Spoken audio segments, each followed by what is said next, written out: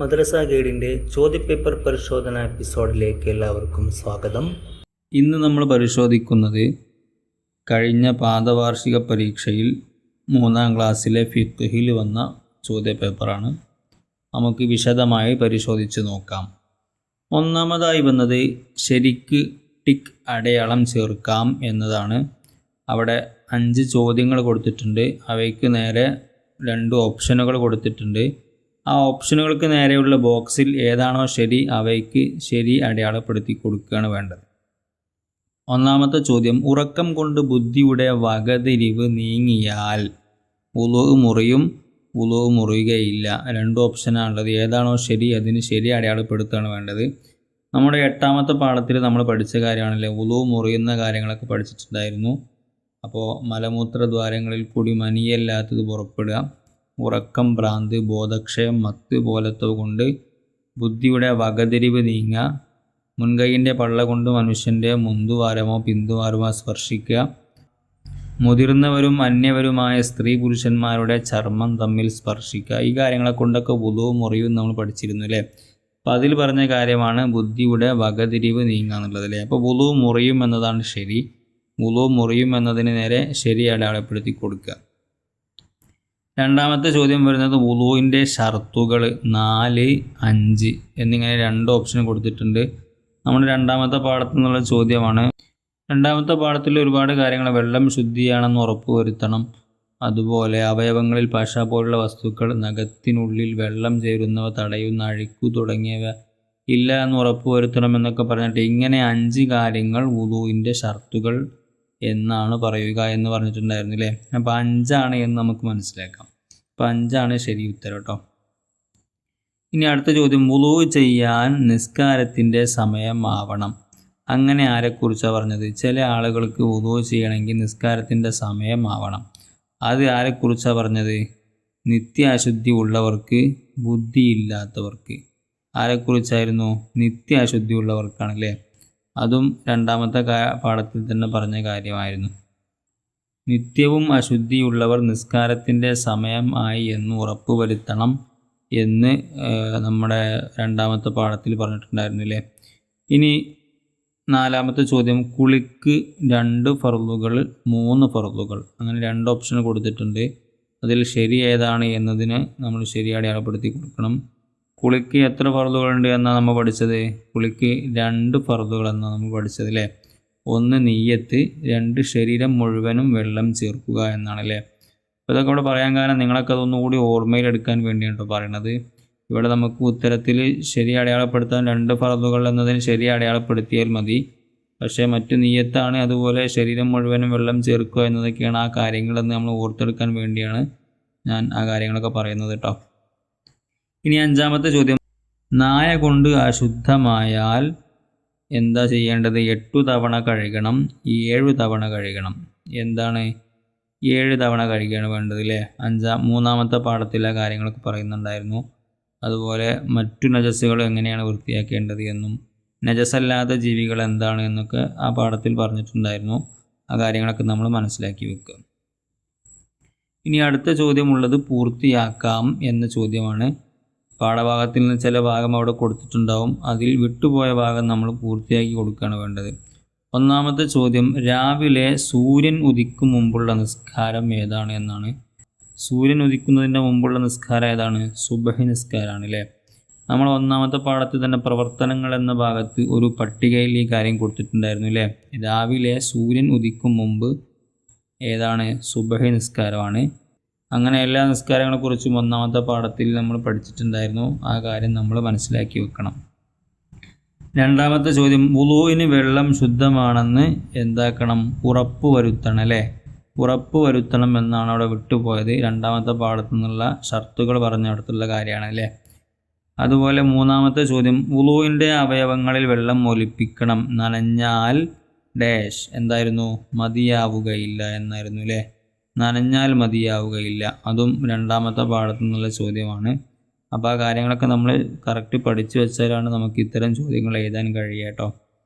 ഇനി അതിൽ 4ാമത്തെ ചോദ്യം, മറ കൂടാതെ കിബിലക്ക് മുന്നിട്ടും പിന്നിട്ടും വിസർജനം ഡാഷ് എന്തായിരുന്നു? മറ കൂടാതെ കിബിലക്ക് മുന്നിട്ടും പിന്നിട്ടും വിസർജനം ഹറാമാണ് എന്നതാണ് അല്ലേ.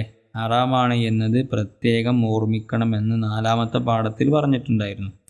അപ്പോൾ ആ കാര്യം നമ്മൾ ഓർത്താൽ ഈ ഒരു ചോദ്യത്തിന് ഉത്തരം നമുക്ക് എഴുതാൻ കഴിയും. ഇനി 5ാമത്തെ ചോദ്യം, വൈകുന്നേരം സൂര്യൻ അസ്തമിച്ച ഉടനെയുള്ള നിസ്കാരം. നേരത്തെ നമ്മൾ 1ാമത്തെ പാഠത്തിൽ പറഞ്ഞു അല്ലേ, ഓരോ നിസ്കാരം ഏതൊക്കെ സമയത്താണെന്നുള്ളത് നമ്മൾ പഠിച്ചു. ആ ഒരു ബോക്സിൽ ഉണ്ടായിരുന്നു, നമുക്ക് ശരിയാക്കാനുള്ള ഭാഗമായിരുന്നു.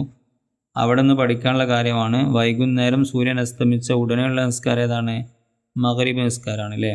അപ്പോൾ അങ്ങനെയല്ല, സുബഹി, ളുഹ്ർ, അസ്ർ, മഗ്രിബ്, ഇശാ ഈ നിസ്കാരങ്ങളുടെയൊക്കെ സമയം നമ്മൾ പറഞ്ഞ് പഠിക്കണം.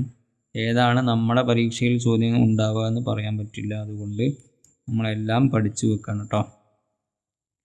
ഇനി 3ാമത്തെ വന്ന ചോദ്യങ്ങൾ 2 വീതം എഴുതാമെന്ന രൂപത്തിലുള്ള ചോദ്യമാണ്. താഴെ പറയുന്ന കാര്യങ്ങളിൽ 2 വീതം കാര്യങ്ങൾ നമ്മൾ എഴുതി കൊടുക്കണം.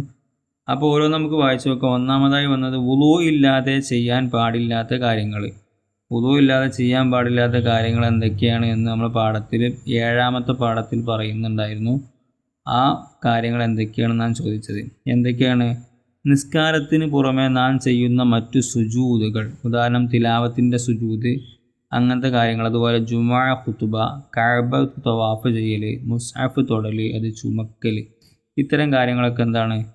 വുളൂ ഇല്ലാതെ ചെയ്യാൻ പാടില്ലാത്ത കാര്യങ്ങളാണല്ലേ. അപ്പോൾ ആ കാര്യം നമ്മൾ മനസ്സിലാക്കി വെക്കണം. അതിൽ നിന്ന് 2 കാര്യങ്ങളാണ് നമുക്ക് എഴുതാനുള്ളത്. മുഴുവൻ എഴുതേണ്ട കാര്യമില്ല, 2 കാര്യങ്ങൾ എഴുതി കൊടുത്താൽ മതി. ഇനി അടുത്ത ചോദ്യം, കുളി നിർബന്ധമാകുന്ന കാര്യങ്ങൾ. കുളി നിർബന്ധമാകുന്ന കാര്യങ്ങൾ നമ്മൾ 5ാമത്തെ പാഠത്തിൽ പറഞ്ഞ കാര്യമാണ്. അവിടെയുള്ള കാര്യങ്ങൾ എന്തൊക്കെയായിരുന്നു?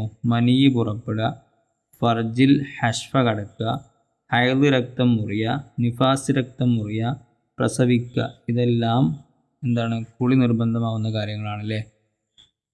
അപ്പോൾ ഇത്തരം കാര്യങ്ങളൊക്കെ ഉണ്ടായാൽ കുളി നിർബന്ധമാണെന്ന് നമ്മൾ പഠിച്ചു വെക്കണം. അതുപോലെ അതിൽ നിന്ന് 2 കാര്യങ്ങളാണ് ഇങ്ങനെ ചോദ്യം ചോദിക്കുകയാണെങ്കിൽ എഴുതാൻ ഉണ്ടാവുക. ചിലപ്പോൾ മുഴുവൻ കാര്യങ്ങളും ചോദിക്കുകയാണെങ്കിൽ എഴുതാൻ പറ്റുന്ന രൂപത്തിൽ നമ്മൾ മുഴുവൻ കാര്യങ്ങളും പഠിച്ചു വെക്കേണ്ടതാണ്.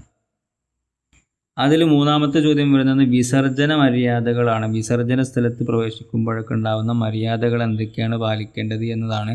അത് നമ്മുടെ 4ാമത്തെ പാഠത്തിൽ നമ്മൾ പഠിച്ച കാര്യമാണ്. വിസർജന സ്ഥലത്ത് പാദരക്ഷ ധരിക്കുക, തലമറക്കുക, ഖുർആൻ, ദിക്ർ പോലുള്ള ദേഹത്തിൽ നിന്ന് ഒഴിവാക്കുക, ഇടതുകാൽ വെച്ച് പ്രവേശിക്കുക, വലതുകാൽ വെച്ച് പുറത്തു വരിക, വിസർജന വേളയിൽ സംസാരിക്കാതിരിക്കുക, കാരണമില്ലാതെ നിന്ന് മൂത്രിക്കാതിരിക്കുക, പ്രവേശിക്കും മുമ്പ് ബിസ്മില്ലാഹി അല്ലാഹുമ്മ ഇന്നി അഊദു ബിക മിനൽ ഖുബ്സി വൽ ഖബായിസി എന്നും പുറത്തു വന്ന ശേഷം ഗുഫ്റാനകൽ ഹംദുലില്ലാഹി അദ്ഹബ അന്നിയൽ അദാ വഅഫാനി എന്നും ചൊല്ലുക. ഇത്രയും കാര്യങ്ങൾ നമ്മൾ വിസർജന മര്യാദകളായിട്ട് 4ാമത്തെ പാഠത്തിൽ പഠിച്ചിട്ടുണ്ടായിരുന്നു. ഇത് നമ്മൾ നിർബന്ധമായിട്ടും കാണാതെ പഠിക്കേണ്ട ഭാഗമാണ്. അത് നമ്മൾ കാണാതെ പഠിച്ചു വെക്കുക. എന്നാൽ ഇവിടെ പരീക്ഷയ്ക്ക് ചോദിച്ചത് 2 കാര്യങ്ങൾ മാത്രമാണ്. പരീക്ഷയ്ക്ക് എഴുതുന്ന സമയത്ത് നമ്മൾ 2 കാര്യങ്ങൾ എഴുതിയാൽ മതി. എന്നാലും നമ്മുടെ ജീവിതത്തിൽ പകർത്താൻ നമ്മൾ മുഴുവൻ പഠിച്ചു വെക്കേണ്ടതുണ്ടല്ലോ. അതിൽ അടുത്ത ചോദ്യം വന്നത് നജസല്ലാത്ത ശവങ്ങൾ ഏതൊക്കെയാണെന്ന്. ശവങ്ങളിൽ നിന്ന് നമ്മൾ ചില കാര്യങ്ങൾ നജസല്ല, ശവങ്ങൾ നജസാണ് നമ്മൾ പഠിച്ചിട്ടുണ്ടല്ലേ. എന്നാൽ ചില ശവങ്ങൾ നജസല്ല എന്ന് നമ്മൾ പഠിച്ചിട്ടുണ്ട് അല്ലേ. അപ്പോൾ എന്തൊക്കെയാണ് നജസ്സുകളൊക്കെ നമ്മൾ പഠിച്ചിട്ടുണ്ടോ? മലം, മൂത്രം, രക്തം, ജലം, ഛർദ്ദിച്ചതൊക്കെ എന്താണ്? നജസ്സാണ് നമ്മൾ പഠിച്ചിട്ടുണ്ടായിരുന്നു. അവിടെ പറഞ്ഞിട്ടുണ്ടായിരുന്നു, എന്നാൽ മനുഷ്യൻ, മത്സ്യം, ജറാദ് ഇവയുടെ ശവം നജസിൽപ്പെട്ടതല്ല എന്ന് പറഞ്ഞിട്ടുണ്ടായിരുന്നു അല്ലേ. അപ്പോൾ നജസല്ലാത്ത ശവങ്ങൾ ഏതൊക്കെയാണെന്ന് ചോദിച്ചാൽ അതിന് ഉത്തരം എന്തൊക്കെയാണ്? മനുഷ്യൻ, മത്സ്യം, ജറാദ് എന്നിവയാണ് കേട്ടോ. ഇനി അടുത്ത ചോദ്യം വന്നത് വ്യക്തമാക്കാം എന്ന രൂപത്തിലുള്ള ചോദ്യമാണ്. താഴെ പറയുന്ന കാര്യങ്ങൾക്ക് നമ്മളൊരു വ്യക്തത കൊടുക്കണം. അപ്പോൾ 1ാമത്തെ ചോദ്യം എന്താണ്? വുളൂഇൽ മുഖം കഴുകുന്നതിൻ്റെ ആദ്യത്തിൽ ചെയ്യേണ്ട നിയ്യത്ത് എന്താണ്? നമ്മൾ വുളൂഇൽ 2 സ്ഥലത്ത് നിയ്യത്ത് ചെയ്യും. ആദ്യം മുൻകൈ കഴുകുന്ന സമയത്ത് നമ്മളൊരു സുന്നത്തായ നിയ്യത്ത് ചെയ്യും അല്ലേ. പിന്നെ നിർബന്ധമായ നിയ്യത്ത് ചെയ്യേണ്ടത് മുഖം കഴുകുന്ന സമയത്താണ്. അപ്പോൾ എന്താണ് ചെയ്യേണ്ടത്? വുളൂഇൻ്റെ ഫർദിനെ ഞാൻ വീട്ടുന്നു എന്നാണ് ആ സമയത്ത് നിയ്യത്ത് ചെയ്യേണ്ടത് അല്ലേ. നമ്മൾ 6ാമത്തെ പാഠത്തിൽ വുളൂ എടുക്കുന്ന രൂപങ്ങളൊക്കെ പറഞ്ഞ സ്ഥലത്ത് പറഞ്ഞിട്ടുണ്ടായിരുന്നു അല്ലേ. വുളൂഇൻ്റെ ഫർദിനെ ഞാൻ വീട്ടുന്നു എന്ന് മുഖം കഴുകുന്ന സമയത്ത് നിയ്യത്ത് ചെയ്യണം. ഇനി അതിൽ 2ാമത്തെ ചോദ്യം, നിർബന്ധമായ കുളിയുടെ നിയ്യത്ത് എന്താണ്? നിർബന്ധമായ കുളി ഉണ്ടല്ലേ, ആ കുളിക്ക് നിയ്യത്ത് എന്താണ് ചെയ്യേണ്ടത്? കുളി എന്ന ഫർദിനെ ഞാൻ വീട്ടുന്നു എന്നാണ് നിയ്യത്ത് ചെയ്യേണ്ടത് അല്ലേ. അപ്പോൾ ആ കാര്യങ്ങളൊക്കെ നമ്മൾ മനസ്സിലാക്കി വെക്കട്ടോ. ഈ പറയുന്ന കാര്യങ്ങളൊക്കെ പറയുന്നതൊക്കെ മറ്റു ചില കാര്യങ്ങളൊക്കെ പറഞ്ഞിട്ടുണ്ടാവും ആ പാഠത്തിൽ, മറ്റും കാര്യങ്ങൾ പറഞ്ഞിട്ടുണ്ടാവും. ആ കാര്യങ്ങളും കൂടി കൂട്ടത്തിൽ നമ്മൾ പഠിച്ചു വെച്ചാൽ നമ്മളെ പരീക്ഷ നമുക്ക് വളരെ എളുപ്പമാവും. ഇനി അവിടെ അടുത്ത ചോദ്യം വരുന്നത് ഉത്തരം എഴുതാം എന്നുള്ള ചോദ്യമാണ്. താഴെ പറയുന്ന ചോദ്യങ്ങൾക്ക് ഉത്തരം എഴുതാണ് വേണ്ടത്. ഒന്നാമത്തെ ചോദ്യം, ജലം കൊണ്ട് നജസായാൽ എങ്ങനെയാണ് ശുദ്ധിയാക്കേണ്ടത്? നമ്മുടെ മൂന്നാമത്തെ പാഠത്തിൽ പറയുന്നുണ്ടായിരുന്നു ഓരോ തരത്തിലുള്ള നജസ്സുകൾ അവയിൽ കൊണ്ട് നജസായാൽ നമ്മൾ എങ്ങനെയാണ് ശുദ്ധിയാക്കേണ്ടത് എന്ന് പറയുന്നുണ്ടായിരുന്നു അല്ലേ. അപ്പോൾ എങ്ങനെയൊക്കെയായിരുന്നു? നായ, പന്നി എന്നിവ കൊണ്ട് അശുദ്ധമായാൽ 7 തവണ കഴുകണം എന്നാണ് പറഞ്ഞത് അല്ലേ. നേരത്തെ നമ്മൾ പറഞ്ഞു അല്ലേ. അതിൽ 1 തവണ ശുദ്ധിയുള്ള മണ്ണ് കലങ്ങിയ വെള്ളം കൊണ്ട് വേണം കഴുകാൻ. അതാണ് നായ, പന്നി എന്നിവ കൊണ്ട് നജസായാലുണ്ടായ ശുദ്ധീകരണത്തിൻ്റെ രൂപം. എന്നാൽ മറ്റു നജസ്സുകൾ അവയുടെ നിറം, മണം, രുചി എന്നിവ പോകുന്നത് വരെ കഴുകണം എന്നാണ് നമ്മൾ പഠിച്ചത് അല്ലേ. അപ്പോൾ മറ്റു നജസ്സുകളിൽപ്പെട്ട കാര്യമാണ് ചലം, ഛർദ്ദിച്ചത്, ഇങ്ങനത്തെ ഒരുപാട് കാര്യങ്ങളൊക്കെ മറ്റു നജസ്സിൽ പെട്ടതാണ്. അപ്പോൾ അതാണ് ഇവിടെ ചോദിച്ചത്, ചലം കൊണ്ട് നജസായാൽ എങ്ങനെയാണ് ശുദ്ധിയാക്കേണ്ടത്? അപ്പോൾ നമ്മൾ എന്താ എഴുതി കൊടുക്കേണ്ടത്? നിറം, മണം, രുചി എന്നിവ പോകുന്നത് വരെ കഴുകണം എന്നാണ് നമ്മളവിടെ എഴുതി കൊടുക്കേണ്ടത്. ഇനി അതിൽ അടുത്ത ചോദ്യം വരുന്നത് എന്തു ചൊല്ലണം എന്നതാണ്. ശേഷം പറയുന്ന അവസരങ്ങളിൽ എന്താണ് നമ്മൾ ചൊല്ലേണ്ടത് എന്നതാണ് ചോദ്യം. വിസർജന സ്ഥലത്ത് പ്രവേശിക്കും മുമ്പ് എന്താ ചൊല്ലേണ്ടത്? ബിസ്മില്ലാഹി അല്ലാഹുമ്മ ഇന്നി അഊദു ബിക മിനൽ ഖുബ്സി വൽ ഖബായിത്തി എന്നാണ് ചൊല്ലേണ്ടത് അല്ലേ. അപ്പോൾ ചിലപ്പോൾ ഇനി വിസർജന സ്ഥലത്ത് നിന്ന് ഇപ്പോൾ തിരിച്ചു വരുന്ന സമയത്ത് എന്താണ് ചൊല്ലേണ്ടത് എന്ന് ചോദിക്കാൻ സാധ്യതയുണ്ട്. അപ്പോൾ നമ്മളെന്താ ചൊല്ലുക? ഗുഫ്റാനകൽ ഹംദുലില്ലാഹി അദ്ഹബ അന്നിയൽ അദാ വഅഫാനി എന്നാണ് ചൊല്ലേണ്ടത്.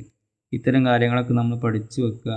ഇത് ഒരു മോഡൽ മാത്രമാണ് ഈ ചോദ്യം. ഇത് കഴിഞ്ഞ വർഷം ചോദിച്ച ചോദ്യമാണ്. ഈ വർഷം ഈ രൂപത്തിലായിക്കൊള്ളണമെന്നില്ല.